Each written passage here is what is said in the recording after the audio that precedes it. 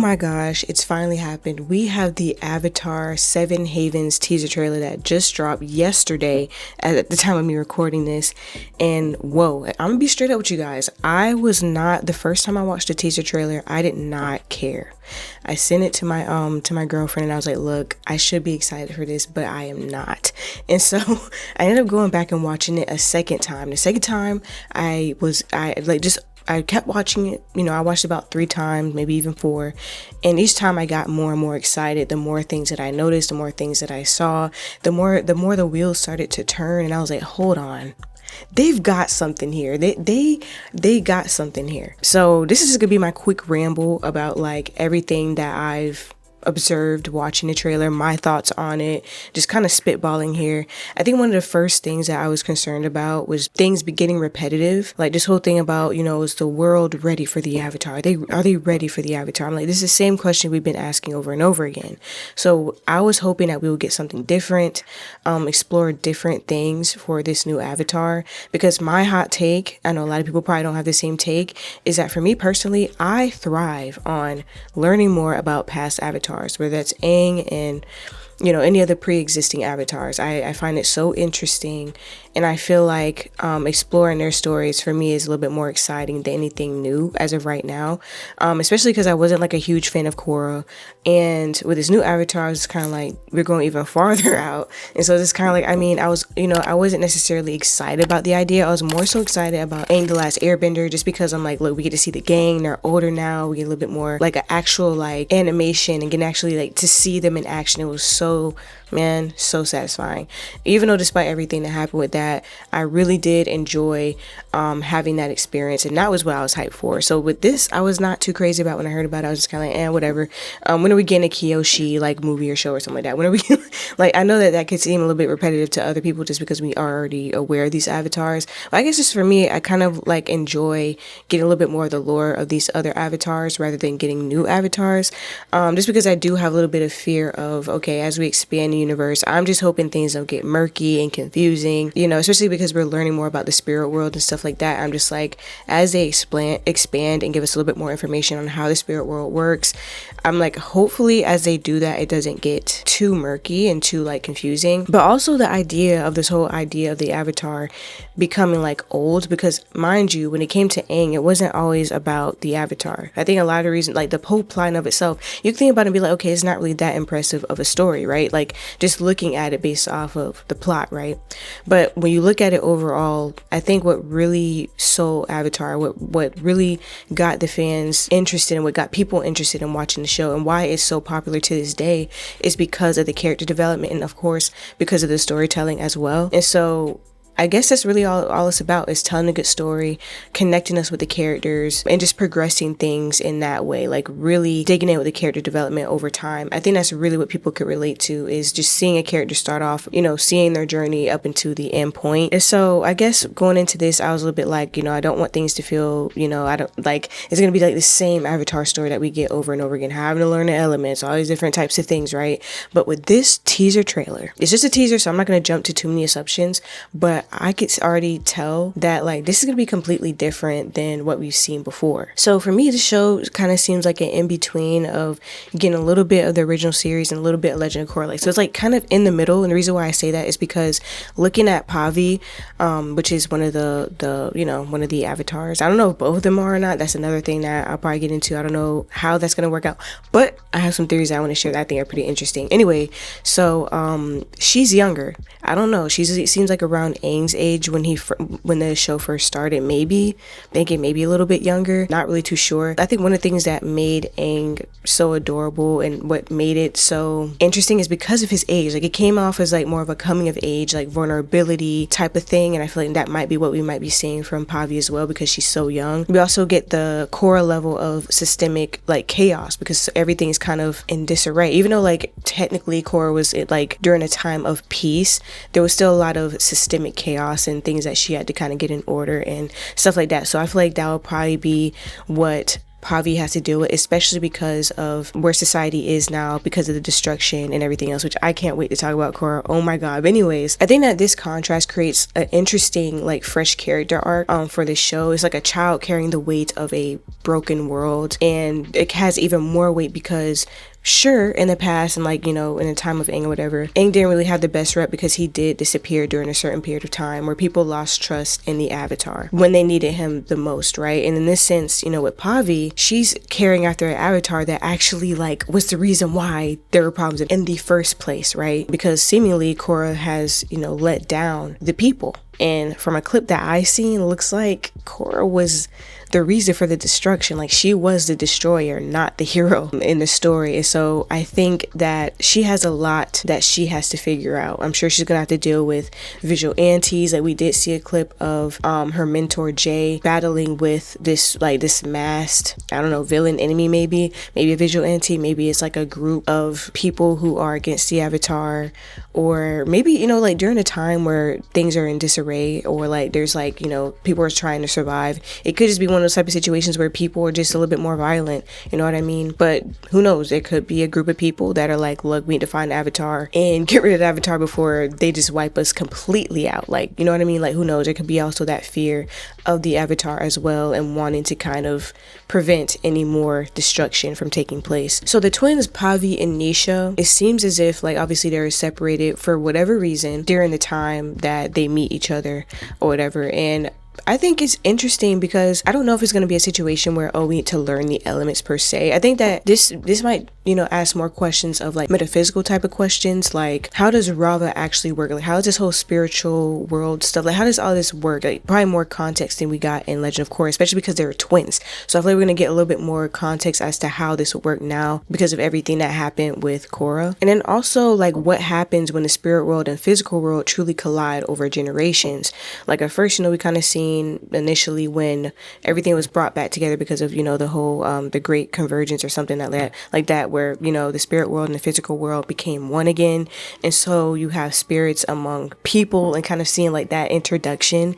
And so now, though, we're getting a completely different perspective where they literally have to protect themselves from these spiritual elements. Like, you know, it looks like complete chaos outside of the seven havens that are created. So there's a Rava and Vatu theory, which is basically like this idea that because the past lives were broken in Legend of Korra, that the mechanics of reincarnation may have glitched, splitting Rava's energy between two physical bodies. So a theory that's going around amongst fans is that one twin holds the spirit of Rava and the other one holds the lingering essence of Vaatu after his defeat in Legend of Korra season 2. There's a possibility that this could create like a yin and yang type of dynamic where Pavi's twin isn't necessarily evil but represents a complementary force of chaos or darkness. But there's also this interesting idea that perhaps the twins might need to bind together or operate in unison to enter the true Avatar state. So however they're going to do these twins, where there's just one twin that's, I don't really know how they're going to do that. That's just so interesting. Like the idea of this evil twin, right? I don't even know if you can necessarily call it evil, but I'm guessing if you're operating, especially, okay, I guess this is where I could talk about Korra a little bit, especially because when we saw that clip of Korra, which I didn't notice the first time I watched the trailer,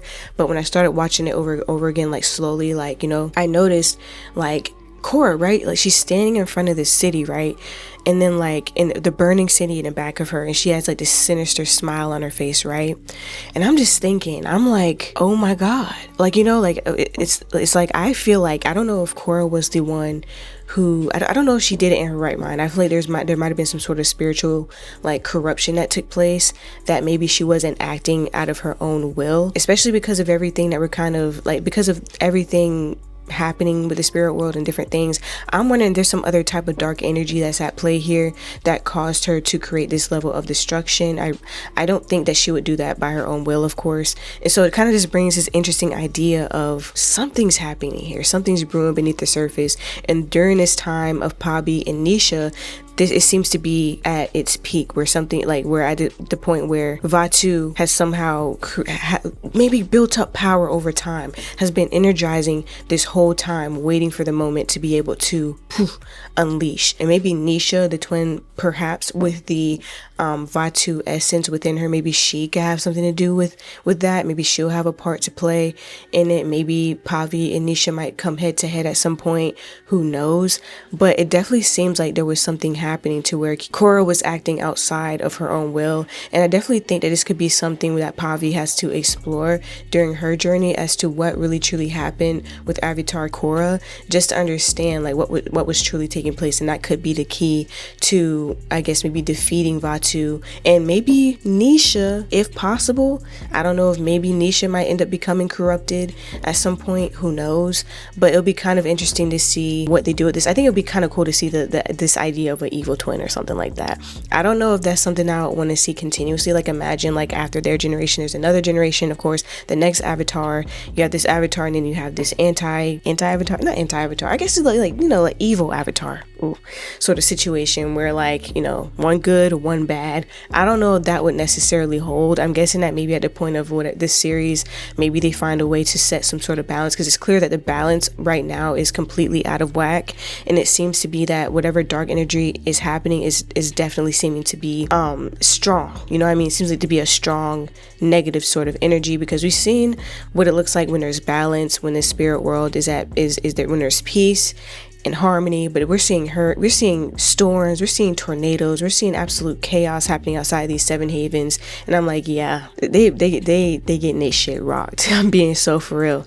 And so I think it'll be kind of cool to explore this idea and kind of, I don't know, throw your theories out of what you think is going on. I could be completely wrong about all this. It's not necessarily about being wrong. I just enjoy theorizing about all of this, and so that's why I'm kind of excited, because I'm like, you know, this could expand or give more context. Like, this is kind of like a double-edged sword, right?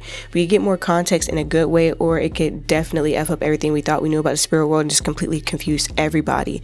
So I'm hoping that they don't do too much to the point where it's just kind of like, okay, it's contradicting other things, you know, this whole idea of reincarnation and everything else. Like, I just hope that we're able to keep things within a controlled understanding and have rules set to where like we understand that this is what it is, you know what I mean? Like, so we're also seeing this really cool advancement in technology. So while you see the digression, not even saying digression, because like, you know, my hot take, you know, about Legend of Korra, I did not like the development of society. I didn't like this whole idea of a big city like New York. It seemed very westernized, and it didn't really feel like Avatar. It kind of took me out of the immersion for me, right? Like, it was definitely giving off Western vibes, and I didn't fuck with that.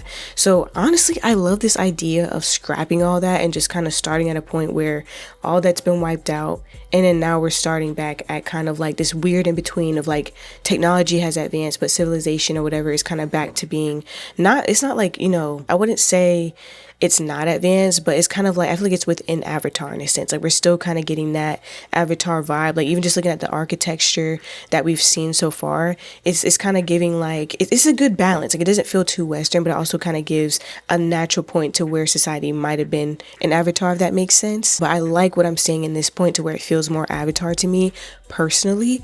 And so I really am also excited to see how society is operating with, you know, more advanced technology, because the last time we saw, they're still dealing with radios and things like that, but now they have hoverboards, they have motorcycles, they have like more advanced type of technology, right? Like a little bit more progressive. Seems like they have some sort of like guns and stuff like that too. And so obviously you'll think at this point, a lot of the stuff, the direction that technology has taken, I'm sure had a lot to do with having to survive, and having to survive with these rogue spiritual energies and entities, and kind of having to create things to help them to survive and navigate the world outside of the seven havens, and also within it to try to, you know, protect themselves for whatever elements or whatever things are happening outside of that. And so the hoverboard I thought was cool. It's like, I don't know if it's maybe just a airbender thing, or like airbending is necessary or needed to use it, although I kind of like the idea. I have a thought that maybe not, but I think it would be kind of cool to kind of explore that. I think it's so cool, the hoverboard thing.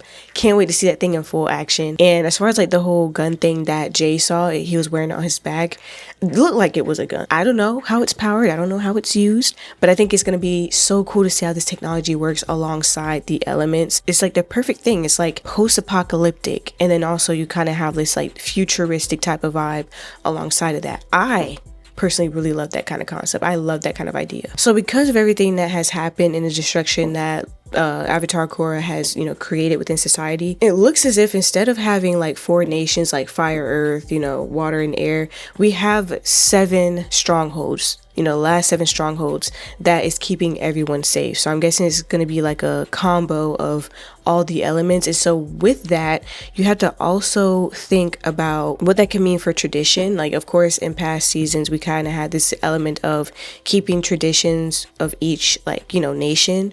And so now I'm wondering if those traditions are lost. And if that's lost, then what does that mean for bending and culture? Like, how are things culturally? Also, as far as how they even interact with each other, what I'm saying? How is it just now everything is just survival, so it really doesn't matter the spiritual meaning behind the bending? Or maybe it doesn't even matter anymore, because maybe the experiences that people are having with the spirit world is something that maybe they don't even want to even deal with. So I'm just wondering how all this has affected civilization, even just coming down to tradition, and also how they use the elements, how they see the elements, because living in a hostile world where have these wild spirits and harsh conditions and devastating landscapes, I would imagine that there has to be some sort of strain that they must feel when it comes to anything that has to do with the spirit world or anything like that. So in a sense too, I think it'd be kind of cool to see how bending has changed, how the technique has changed, because I'm not sure how well tradition has held up from what we've seen before. So maybe we'll see some pretty cool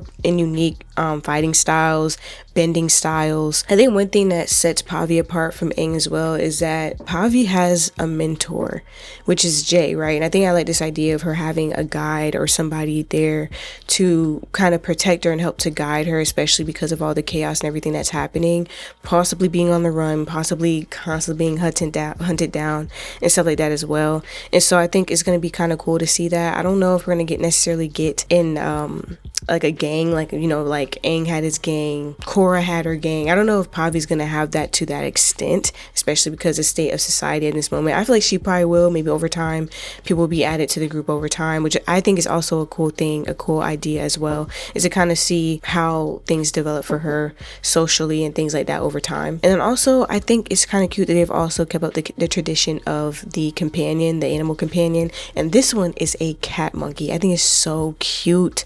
Her and her twin sister both have companions, and I think it's so fitting for both of them. It's so adorable. I think they're so cute, and I think it fits them very well. But Pavi's companion is called Geet. I'm like, that's a very Avatar name. Love it for them. So here's my theory. I definitely think that Vaatu is going to be a huge threat within this, although I do think there are probably other elements to that we haven't learned yet. Like I said, whatever was going on with Korra was crazy. I can only imagine the chaos. I mean, just imagine a corrupted Avatar. You know what I'm saying? A corrupted Avatar who's not acting out of the will of their own and completely decimates cities and shit like that. I'm imagining Invincible type of shit. You know what I'm saying?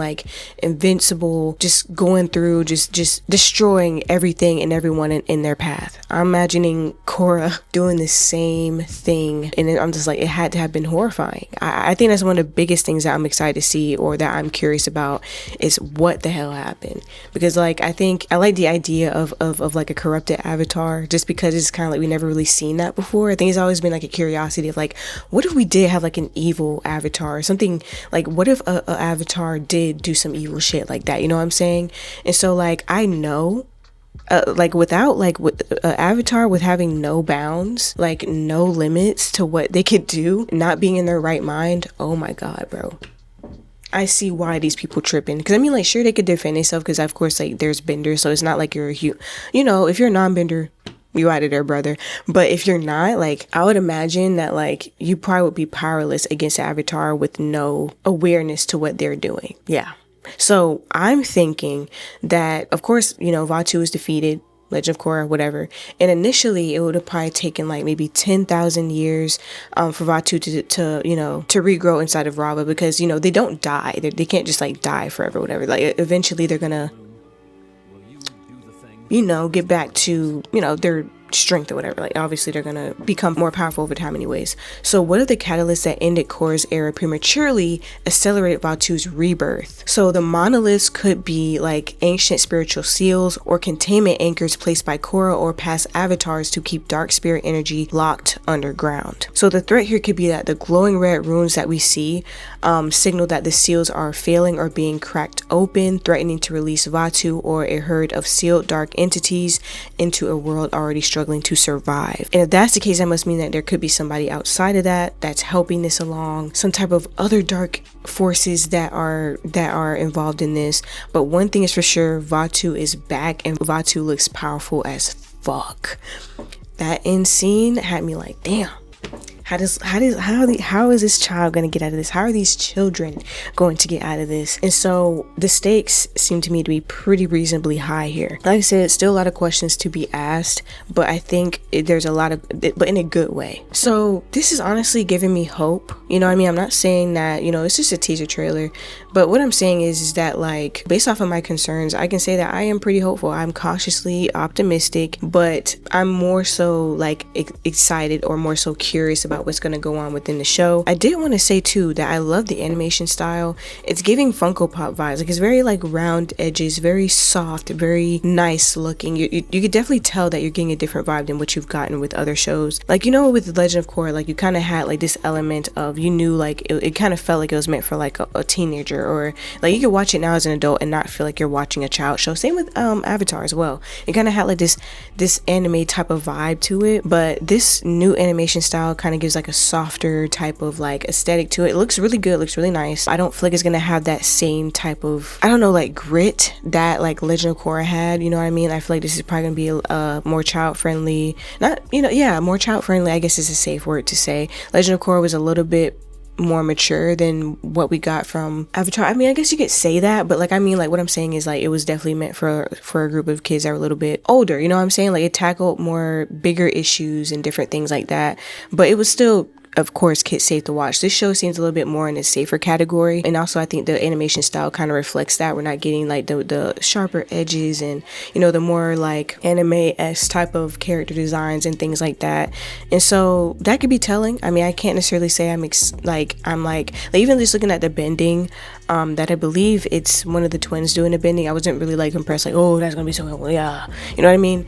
So I'm just kind of in the middle of that. Like I don't really think it's gonna be like crazy, like, oh, the action's gonna be crazy, whoa, like the bending's gonna be whoa, you know what I mean? Like I think it'd be cool to look at, like nice, cute to look at, but I like cute, that's what I'll say, cute, but not necessarily like ooh type shit, like if that makes sense. So that's another thing, the animation style, cute, that's what I would describe it as. The age group, like I said before, definitely seems like they're playing it safe. I don't think we're gonna have a situation like with Legend of Korra, whereas it seemed a little bit more mature and shit like that, you know what I mean? But I could be wrong, don't know. But I'm not saying that's going to impact the story. I still feel like the story could be definitely interesting, and I can't wait to see the journey for the twins, the expansion of the spirit world and all that kind of stuff.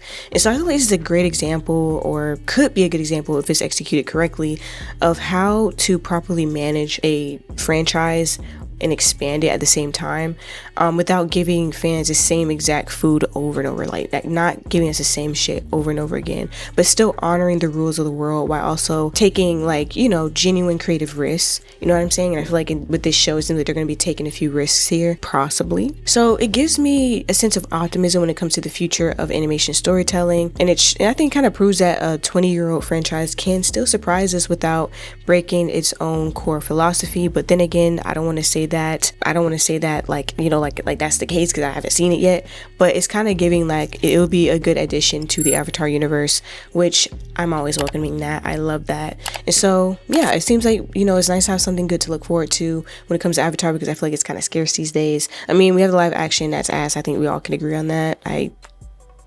It's personal for me, like I genuinely get icked out by that shit anyways. But we got the Aang the Last Avatar movie. Didn't get it in theaters. They put it in theaters recently only for like two freaking like what areas, like New York and some other place, I think in California, I don't know, fuck. Wasn't put in theaters for everybody to see, which was a disappointment. It got leaked, so it didn't have like the special experience of a premiere like we usually would have. So despite that though, the movie was great. I just hope that Paramount Plus doesn't F it up for us again. Like, I feel like they're just out to get us as fans. Honestly, I'm taking that shit personally. So I'm hoping that with this release, with this show, they'll do it some justice, give it the respect it deserves. Avatar Studios, I'm sure, has worked so hard over the years, and so I'm just hoping that they do right by Avatar, do right by the studio, and do right by the franchise. And with that being said, hopefully, I feel like I'm missing something that I really wanted to say and I can't quite put my finger on it, but that's okay. Whatever. Let me know what you think in the comment section below. And yeah, I guess we will wait and see how this show turns out, because I don't know. I don't really do reviews on here, so I don't know if I'm gonna cover the next trailer. But boom, that's my thoughts. Peace.